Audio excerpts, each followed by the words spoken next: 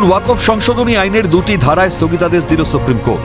প্রধান বিচারপতি বি.আর. গবাই এবং বিচারপতি অগাস্টিন জর্জ মসিহর বেঞ্চ অন্তর্বর্তী রায় জানিয়ে দিল, এই আইনের কয়েকটি ধারাকে স্থগিত রাখা গেলেও গোটা আইনকে স্থগিতের যুক্তি নেই। চলতি বছরের এপ্রিলে সংসদে পাশ হয়েছিল ওয়াকফ সংশোধনী আইন। সংশোধিত নতুন আইনে ওয়াকফ সম্পত্তি নির্ধারণের ক্ষমতা দেওয়া হয়েছিল জেলা শাসক বা সরকারি আধিকারিকদের ওপর। অমুসলিম সদস্য সংখ্যা বৃদ্ধি করা হয়েছিল ওয়াকফ বোর্ডে। ওয়াকফ সম্পত্তি দানের ক্ষেত্রে ন্যূনতম 5 বছর ইসলাম ধর্ম পালনের সময় নির্দিষ্ট করে দেওয়া হয়েছিল। সোমবারের রায়ে প্রধান বিচারপতি বি.আর. গবাইয়ের বেঞ্চ ওয়াকফ সম্পত্তি নির্ধারণে সরকারি আধিকারিকদের ক্ষমতা দানের ওপর স্থগিতাদেশ দিয়েছে। সেই সঙ্গে জানিয়ে দিয়েছে, রাজ্য ওয়াকফ বোর্ডে 3 জনের বেশি অমুসলিম সদস্য থাকতে পারবে না। কেন্দ্রীয় ওয়াকফ কাউন্সিলের ক্ষেত্রে 4 জনের বেশি অমুসলিম সদস্য থাকতে পারবে না। পাশাপাশি ওয়াকফ সম্পত্তিদাতার ধর্মাচরণের সময়সীমার ওপর স্থগিতাদেশ জারি করেছে। নির্দেশ দিয়েছে, ইসলাম ধর্মাবলম্বী নির্ধারণে নতুন নিয়ম তৈরি না হওয়া পর্যন্ত স্থগিতাদেশ থাকবে। সেই সঙ্গে জানিয়েছে, ওয়াকফ বোর্ডের প্রধান নির্বাহী কর্মকর্তাকে একজন মুসলিম হতে হবে।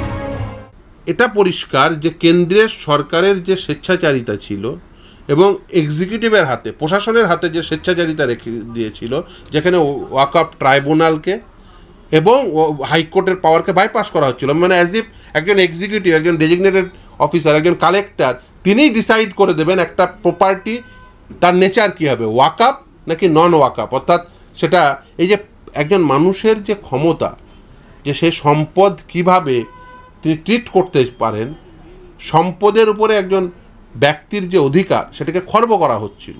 একজন এক্সিকিউটিভ তিনি ডিসাইড করবেন, ট্রাইব্যুনালকে বাইপাস করে দিয়ে তার রিপোর্ট না দেওয়া পর্যন্ত, ডেজিগনেটেড অফিসারের রিপোর্ট না দেওয়া পর্যন্ত সেই সম্পদটি ওয়াকফ থাকবে না। এটা হচ্ছে প্রশাসনিক স্বেচ্ছাচারিতা। এই প্রশাসনিক স্বেচ্ছাচারিতার বিরুদ্ধে আজকের এই রায় গেছে।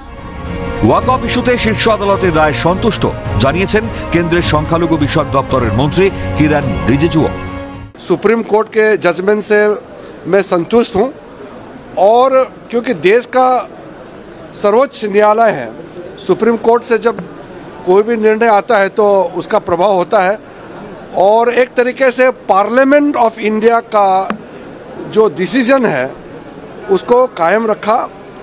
एक जो प्रैक्टिसिंग मुस्लिम का जो मामला है उसको हम लोग देखेंगे रूल्स में भी क्या उसका रखना है, लेकिन ओवरऑल जो पूरे डिटेल तो मैंने अभी जजमेंट पढ़ा नहीं है, लेकिन जजमेंट का स्पिरिट और जो पूरा संपूर्ण ऑर्डर का भाव को मैं कहना चाहता हूँ कि हमारे लिए, देश के लिए बहुत अच्छा जजमेंट आया। সুপ্রিম কোর্টের অন্তর্বর্তী রায় খুশি অল ইন্ডিয়া মুসলিম পার্সোনাল ল বোর্ডও। পার্সোনাল ল বোর্ডের সদস্য সৈয়দ কাসিম রসুল ইলিয়াস জানিয়েছেন, পুরো আইনের ওপর স্থগিতাদেশ থাকলেও অনেক বিধান স্থগিত করেছে। আমরা স্বাগত জানাচ্ছি রায়কে। बड़ी हद तक हमारी बात मान ली गई है। देखिए, वक्फ बाय यूज़र पे हमारी बात मान ली गई है। इसके साथ साथ जो है प्रोटेक्टेड मॉन्यूमेंट के ऊपर भी हमारी बात मान ली गई है कि कोई थर्ड पार्टी क्लेम नहीं होगा, ये बात मान ली गई है। 5 साल की जो कैद लगाई गई थी वो हटा दी गई है और इसके साथ साथ जो है उम्मीद पोर्टल को डेट को एक्सटेंड करने की बात कही गई है।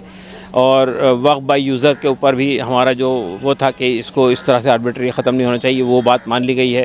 सरकार जो क्लेम करती थी कि हमारी प्रॉपर्टी है तो वक्फ बोर्ड नहीं तय करेगा, ट्राइब्यूनल नहीं तय करेगा, वो बात ख़त्म हो गई है। तो मेरा कहना ये है कि बाय एंड लार्ज बहुत सारी बातें हमारी स्वीकार कर ली गई है और हम समझते हैं कि बड़ी हद तक सेटिस्फैक्ट्री है। উল্লেখ্য, চলতি বছরের এপ্রিলে পাশ হয়েছিল নতুন ওয়াকফ সংশোধনী আইন। দীর্ঘ আলোচনার পর সংসদে পাশ হয়েছিল ওয়াকফ আইন। আইন পাশের পর দেশের বিভিন্ন প্রান্ত থেকে অশান্তির ঘটনা ঘটেছিল।